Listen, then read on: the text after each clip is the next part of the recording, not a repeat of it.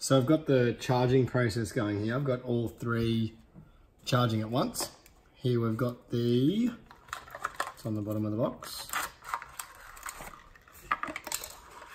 These are the Ifans, just here. These are the i7Ss, and here are the i8X. So a couple of strange things I've noticed while they're charging. The i8X, if it's not seated properly, you'll only get one pod charging. So you just gotta wriggle it around a bit.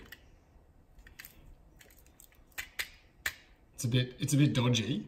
I can't believe that you have to do that, but if you tap it like that and make sure both red lights are on and sit it down, and then the other one goes out, of course. Oh, there it goes, it's back on. And just hope that they both charge. So that's the i8X charging.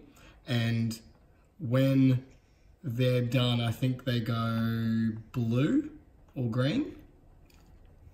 The Ifans here, they're charging as well, and they've got a light inside that flashes green while they're charging, and then when they're complete, it stays on.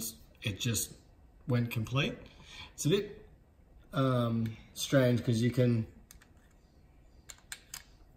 no, it's not taking them out, so they do charge through the base like at real Apple AirPods, but if you pull the lightning plug out of that and plug it back in, they just start charging again. So I don't really know if the thing thinks that it is charged or it's not, or it is fully charged or what, but it just goes into this cycle again of starting to flash.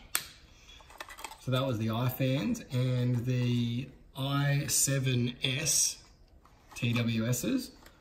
They are red when they're charging and blue when they're complete. So these were all completely flat, so I've been charging them all from fresh. It's strange that one's charged before that one, but we'll see how that goes. When you pull those out, the light goes out, and then you put them back in. These are actually like a